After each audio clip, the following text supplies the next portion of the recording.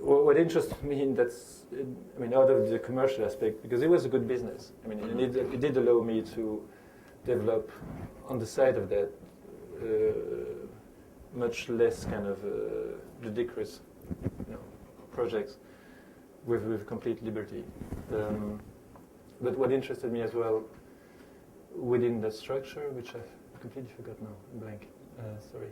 No, that's all right. No. There was another aspect which had to do with the division of labor. Well, I mean, it had to do with authorship, but that wasn't that. I was getting at. Anyway, keep on. I'll come back. I'd like to, before opening it up to the floor, just touch on Politics of Rehearsal, the small video. And you mentioned, and it caught me off guard, that the piece that wasn't you. Obviously, it's a work. On the one hand, but you caught me off guard by referring to it as simply commentary, which it obviously is with Cuauhtémoc Medina's voiceover.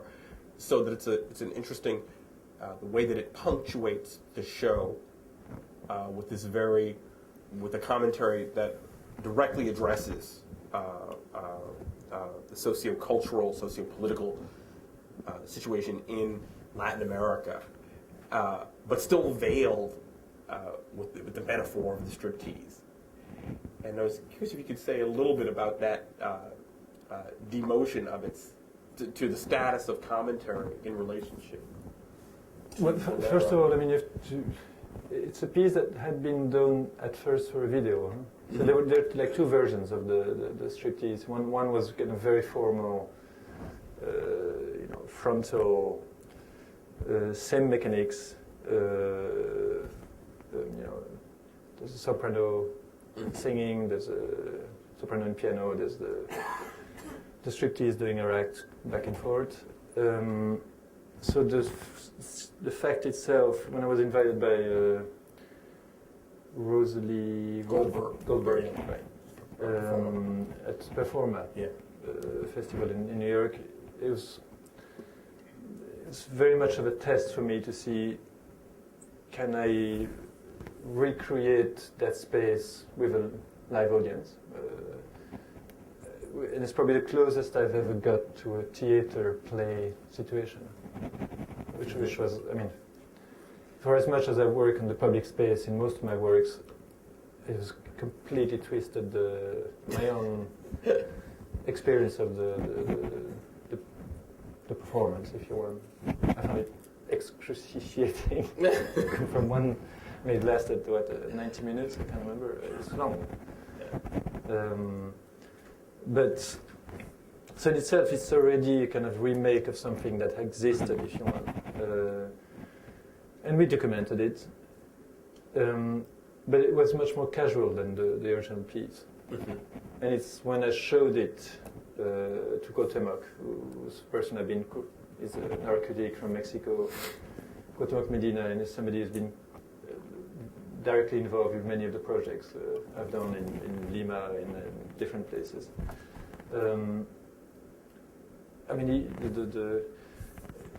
we realized it was the perfect space to create a forum of discussion, but without, talking about things that could have a certain kind of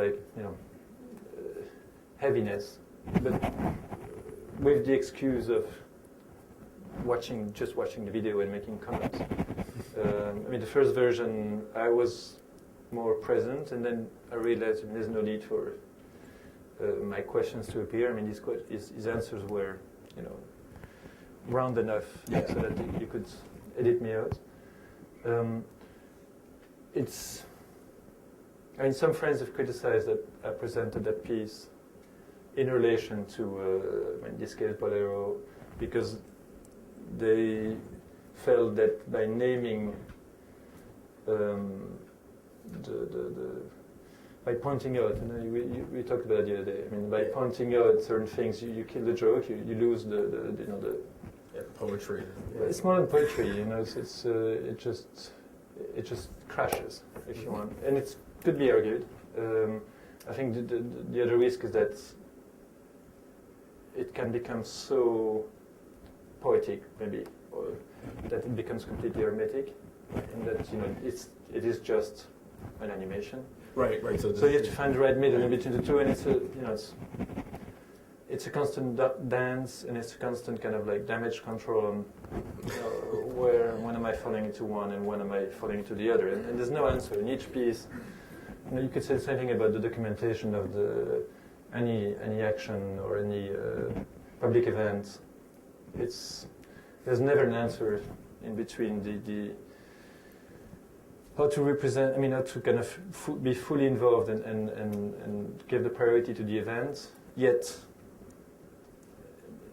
have documentation going on, and then presenting the documentation without wanting to repeat the emotion of the moment itself. I mean, they're two different moments, they're two different lives, and they can't compete, yet they're deeply connected. And each project is to re-question how can I export, because that's the export moment of the project. How can I export it, maintaining its fundamental meaning without betraying it or making it something else. And how can I not be influenced by the expectation of the documentation while I'm doing the event? I'm saying it's knowing all that, within all that 90% of the perception will be happening through the documentation. So it's anyway. Yeah, I like that balancing. I mean, the slide pieces that you've done, the sleepers, the carriers. Ambulantes? Yeah, ambulantes. Yeah, with that balance of here's life, unmediated, kind of direct, versus the actions as a way of instead of within the actions having to wonder about mode of presentation, like is the gesture itself as performed in the public space the piece, or is the documentation of it the piece, whether video or still. It seems like a way to make yourself comfortable with the documentation of the gesture being existing as a piece is to go completely outside that and just go, now here is life being raised, to as is to an aesthetic level. Yeah, it's kind of nice. I mean, those pieces are maybe a bit easier to justify because some of them have